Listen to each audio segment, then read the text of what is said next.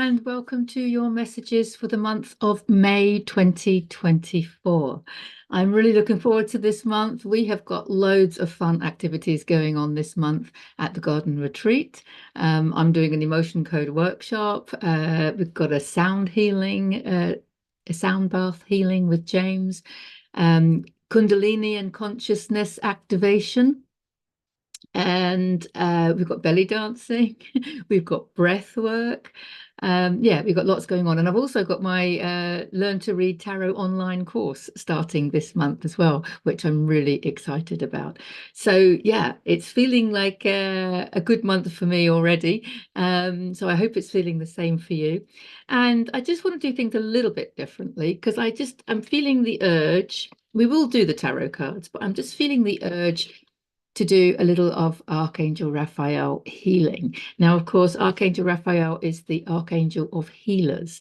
And on some level, we are all healers. We are all our own healers. I'm going to put a link in the description and the video in the end screen for not only April's messages, which is about giving birth to heaven on earth, because that energy obviously is still here, but also this week's messages, because of course, May starting this week, beginning of May. And so they're really relevant as well. And they were all about you are your awareness. And that's why we are our own healers, because we are the ones in control of how we think, the words we use, the actions we take. And it's that, thought, word, deed that is creating our reality. So we are literally our own healers. Plus the fact, one of my biggest passions is to help people learn the emotion code for themselves so that they don't have to keep spending money on energy healers, and you can become your very own energy healer. I do that online as well, obviously. On a one-to-one. I have done a group one online before, but one-to-one is perfect because, of course, it can be much more personal. But that really empowers you to be your own healer. But even if we're not making any effort, right? Because we don't need to make any effort, right? We just need to be who we came here to be. And we will naturally heal. Healing doesn't mean, and I have said this before, but I think it's a really important point. Healing for me doesn't always mean releasing something that's wrong. There's something not right, because really, from an energy perspective, we have this divinity flowing through us, which is divine and perfect. It's our limiting beliefs, our trapped emotions that are blocking it. So actually, everybody is already healed. It's just our thinking. But healing to me also means raising our frequency. Because when we raise our frequency, everything gets moved to the next octave, so to speak, where those lower frequency ailments, emotions, thoughts, beliefs don't exist. And because of the Great Awakening and the astrology and the light coming in and various other things going on, there's light, a high frequency energy coming in all the time. You've only got to look at the Schumann resonance for that, haven't you? And when that energy comes in, the lower frequency energy, thoughts, beliefs, emotions, etc., have to go, because when light comes in, the shadows go, right? When the light comes in, the darkness goes, right? Which is why we often feel tired, or we're feeling these emotions come up and we don't know where they've come from. But it is like free energy healing. But it's how you react to that, how you deal with it, and the thinking that you put on it. So the first thing is there is nothing wrong. There is nothing wrong. If you feel a sensation, I did do a blog about this once. I called it When Pain is Your Friend. If you have a sensation in the body, pain, it could be called pain, ache, sore, whatever. But actually you think, oh, there's something wrong with that part of the body. But if you can choose your beliefs, and we know that we create our reality and put our own meaning on it. So when you have a sensation in the body that some might call pain, You can choose to believe that actually that's your body going back into alignment, because it's the stresses and strains of our past, our traumas and our trials and tribulations and what have you. Your biography becomes your biology, and it's taken us years to develop those blocks and that pain and that malfunction or whatever it is. But when we start putting ourselves back into balance, obviously we're going to feel that a little bit. If you're releasing trapped emotions, if you're releasing an energy that's been trapped in your body for years, if it's a thought or a belief, it will have an emotional attachment to it, right? Um, so we can feel that sometimes, and we think, oh, it's coming out of the blue, and there's something wrong, and we rush to the doctor. It's like, but what if that was something right? And your body is going back into balance. I often use the analogy with the spoon, right? If you have a spoon handle and you bend it like this, if you want to put that spoon handle back into alignment, you're basically putting pressure on its weakest point, on the point where the trauma occurred. You bent it. To get it straight again, back in alignment, you have got to put pressure on this point where it was bent, and you put it back into alignment. And then it's stronger, isn't it, once it's back in alignment? So if you can think of your body like that, and think of any sensations, you choose your beliefs. I know it's a difficult one to get your head around, but you choose your beliefs and you put the meaning, because I heard it was Bashar, if anyone follows Bashar. It's Darryl Anka channels Bashar. He has done for over 40 years, apparently. But he was the one that was saying, life is meaningless. It really resonated with me. Life is meaningless. Now, that sounds a bit weird, doesn't it? Because those of us, and I'm sure you are, in the heart chakra or above, we're finding meaning in everything, because we're finding love in everything. We're finding gratitude in everything. We're finding joy in everything. So we're finding meaning, significance to the synchronicities, and, the significance to our life path and all of this, right? But actually, what he meant is that life itself is meaningless. You put the meaning on it. You put the meaning on it. So when there's meaning in your life and you're enjoying your life and you have purpose and you have clarity and all these things, you've chosen that meaning to put on it. You see a butterfly. Some people will say, oh, that's my passed over grandmother, or that's, I think with dragonflies, if I see a lot of dragonflies, I think that they're telling me whatever thought I've just had is a relevant one. But that's my meaning. I put that meaning on it. And because I'm the creator of my own reality, dragonflies do that for me. I create that. So if you put the meaning on that the butterfly is a passed over loved one, then for you it is, you know, but the butterfly itself has no meaning. Somebody else might see a butterfly as a nuisance. I don't know who would do that, but I'm just saying. And yet you've put such a lovely meaning on it. So what we're going to do is put a lovely meaning on everything. So when you have a sensation in your body, pain or malfunction or something, we get to choose the meaning, and we can call it's a growing pain. It's my body going back into alignment. Let's try it. And let's see what Archangel Raphael has to say about that, huh? Do we have any words of wisdom for this month of May? Any messages from Archangel Raphael? So everybody is a healer. Everybody is self-healing through their thoughts, their emotions, and the meaning that they're putting on it.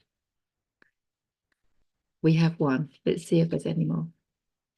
Thank you. Oh, I think that's it. And you know what's interesting? That must be one of the first times that I've done the Archangel Raphael cards, and detox hasn't come up. There's so many cards in this deck that refer to detoxing, releasing allergens, sobriety, healthy eating and things like that. So it's kind of a relief that, yeah, I think we're naturally, oh, that's an interesting point as well, actually. Because I've been hearing from a lot of people lately that they're just not feeling as hungry as they usually are. And of course, we're in habits, aren't we? It's very difficult to break our habits sometimes, isn't it? And people are noticing that they're just not as hungry. Whereas one of the things that I think accompanies this journey is the more conscious you are, the less food you need, because the more conscious you are, you realize that you're nourishing and nurturing your body, your physical body, with your breath and with your thinking, remember, with the meaning that you're putting on things. So if you're doing your yoga, your qigong, your tai chi, whatever it might be, and you're doing some breath work maybe, and you're realizing that you can nourish and nurture your body and your emotions and your mind, through the breath, through your thinking. So your consciousness, the higher your consciousness, the more expanded level of consciousness, the more aware you are, the less food that you actually need. I think the food kind of nourishes us on a physical level, but once we have nurtured and nourished our soul, and we're following our soul's desires, we're following the soul path, understanding that we're a multi-dimensional being. I'll put a link into that video as well. The first of the lessons in awakening, understanding ourselves as multi-dimensional beings. But when you understand all of that, you can then nourish and nurture yourself in different ways. Water, obviously, it's important that it's clean and pure and filtered and all those things. But I'm noticing that, again, somebody might go, oh, I'm not hungry. Oh, what's wrong? There's something wrong. Why is there something wrong? Because you don't feel hungry. Maybe your body, your soul doesn't want 3 meals a day. Maybe it's moving to 2 meals a day. Maybe your body doesn't want the portion sizes that you've been eating regularly because we've been programmed, or we grew up with these beliefs around food. you know and maybe your body is naturally wanting to eliminate foods that it doesn't want. And we were all taught that food pyramid. I mean, let's just throw that one out and listen to our bodies. Listen to your body. I'm going to put a link in as well to the sway test. I know I always go on about it, but it's just life-changing when you can stand in your kitchen confidently sway testing everything you eat and drink, and just know that you're consuming what your body needs and wants in that moment. And then you're not consuming all the things that your body doesn't want and doesn't need. And maybe it doesn't want 3 meals a day. Maybe it doesn't want such a large portion. So listen to your body rather than your limiting beliefs, or rather than any research or any programming that we were brought up with. Because maybe we did need more calories when we were younger, but we're more conscious now, aren't we? And we're aware of how we create our reality. So just keep that one in mind, because I have been hearing a lot of people whose appetites have dropped. And, there are beliefs around, if your appetite is low, then you're sick. Well, that's a belief, isn't it? So yeah, definitely use the sway test, and listen to your body. And there's a beautiful affirmation. I lovingly listen to my body's messages. I love that affirmation. I lovingly listen to my body's messages. And it can work both ways, because your body might want maybe some chocolate or something sweet or something that you don't normally eat, or something that someone said, no, that's bad for you, that's wrong for you, you know. And so you might have that belief, I mustn't eat those foods. See, it can work both ways. Whereas maybe your body is quite happy with it. You could eat something that you really enjoy, and your body is satiated and nourished with it. Again, it's a belief. It's your thinking, and you put the meaning on it. So yeah, which way do you want to go with that? Interesting. So Archangel Raphael is saying good night's sleep. Definitely, sleep is important. A lot of people might be saying that they can't sleep much at the moment, especially around the full moon. But don't worry about these things because again, beliefs affect this, don't they? Let's say you've had very little sleep for whatever reason, and then you wake up in the morning, or not, as the case may be, you're still awake in the morning, and then you'll think, I'm going to be tired all day because I've only had 3 hours sleep. I can't possibly function well all day. I'm going to struggle today because I've only had 3 hours sleep. They're all beliefs. We can change that to, even though I've only had 3 hours sleep, I'm going to be fine today. I can sleep more tomorrow. What's wrong with that? That's perfect, isn't it? Sleeping, of course, devices all off and in another room. I think that's a big one. Some people turn the Wi-Fi off at night. Of course, chamomile tea, lavender drops on the pillow, a little bit of meditation, of course, before you go to sleep, or even a little bit of bed yoga. I call it bed yoga, just a few of the more restorative yoga postures that you could actually do in bed, like, legs to one side, knees to one side, and knees to the other, and things like that. That can really help to relax the body. He's saying do more research. So this is interesting for this month. And I think this is because it's come on the heels of what I've just said about learning to sway test and testing all your diet and everything. Do more research into what your body really needs, and what your soul really needs, because it's kind of like, yeah, your body's really important, but your soul is the one orchestrating everything. So let's keep the soul happy, and then the body will automatically fall in line, won't it? So yeah, do more research on I've got quite a few now of links in the description. I'm going to put a link into how we create our own reality, because I think it's really important that we understand that the universe is mental. Doesn't sound very good, does it? But the universe works on a mental level, and it works on the basis of the frequency of our beliefs. So yeah, the universe is governed by frequency. We know that. But the most powerful frequency is that of thoughts, thinking, beliefs, ideas. So the frequency of your thoughts is the most powerful energy that you can bring into your energy field. We've got call upon Archangel Raphael for help. That's a nice little one, because he is always there. I find him quite comical. He's the one that will like let books fly off bookcases. If you're meant to read a certain book, you'll suddenly find it on the floor or something like that, or it will just come back into your reality. He's done that a few times, I think. I think it's him that's behind that. It's a synchronicity, right? It's a belief I have and I put a meaning on it. So you could choose it if it serves you. It doesn't matter what belief you have, and it doesn't matter what meaning you put on it, but pick a belief that is high in frequency, and put a meaning on it that serves you, obviously.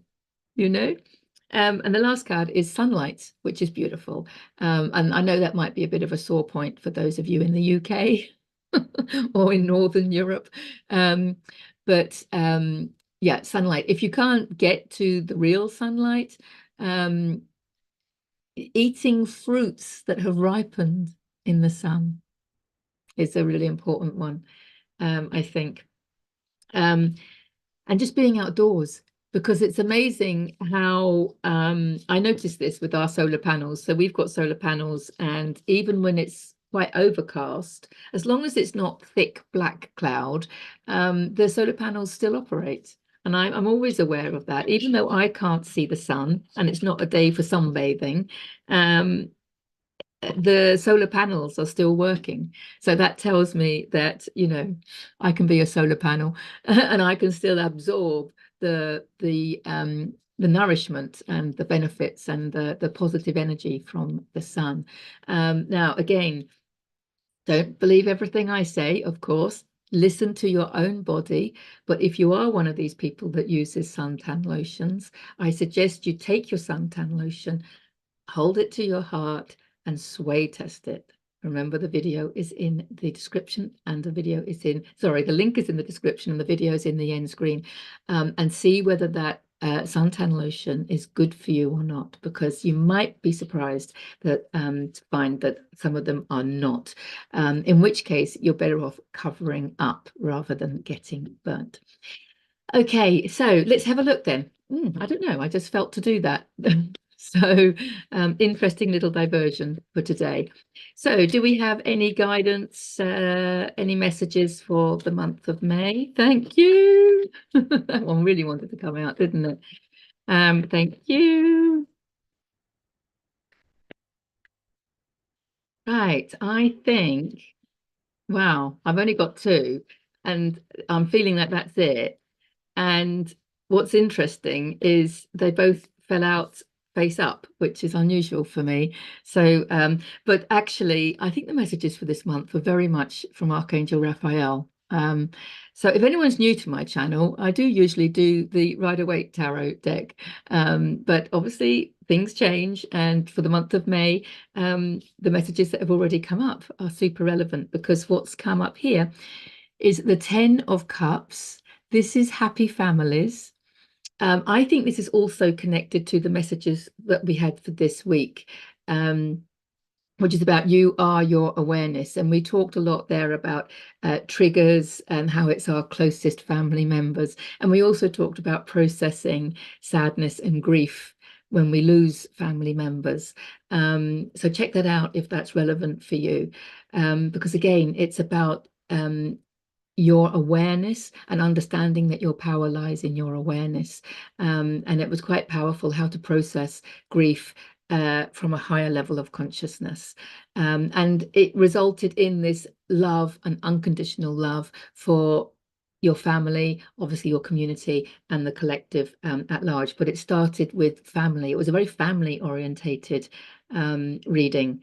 So there are important family times, I think, coming up. And this could be not necessarily your blood family. It could be your tribe, your local community, whoever you refer to as your family. But cups is emotions, and the rays around them show spiritual guidance. And cups represent the water, the flowing of the water, but they also represent your intuition and your creativity and your spirituality. So this is about understanding yourself on a spiritual level. Again, that is already in that description. In the description, the link is in the description already to understanding yourself as a multidimensional being. Because obviously it's very relevant when it comes up twice. So this is actually happy families. The message with this card is happy families that comes after trials and tribulations. So I think it is still connected to that processing the grief, because when we process grief and we feel into it from that higher level of consciousness, we can actually release the negative contracting side of grief and replace it with love. Because one of the realizations that came with that, with the messages for this week, was that grief is not just born out of love, but grief is love. Because if you didn't love, you're not going to feel the grief, right? But you can, when you grieve for somebody, and it doesn't have to be someone passing, it can just be a relationship that's over, or something like that, or a lifestyle that's changed. Sometimes we can grieve when our lifestyle has changed, and our identity. We can grieve about our own identity that's changed, because as we're moving away from egoic creations and more into divine creations, there's large parts of us that we're actually letting go of, aren't we? And we may have created an identity around that. So actually we can grieve the loss of a part of who we thought we were. So that's a kind of important point as well. But all of these ideas take us further and further towards unconditional love. So I think this card is telling us to really look at those around us, those that are triggering us and those that are openly loving us, and see the unconditional love on a soul level, understanding that on a soul level, we chose to incarnate with these souls and have these experiences. So on a soul level, they're all our best friends, right? They're all serving us. They're all helping us on our path. And understanding that really opens us up to this expansive feeling of unconditional love. So that's a really beautiful one. And the next card is the star card, which of course is heaven on earth. This is my heaven on earth card. I mean, it typically means paradise and fertile lands, but that's heaven on earth, isn't it? I mean, the 7 stars represent your chakras, your energy centers, the light coming in that is creating who you are, because you are a light being, right? And the main star in the middle represents your true essence, your source essence, your God self.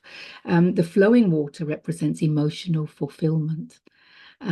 So this is a beautiful card that shows that you are creating a divine reality for yourself, and we're co-creating heaven on earth for the collective.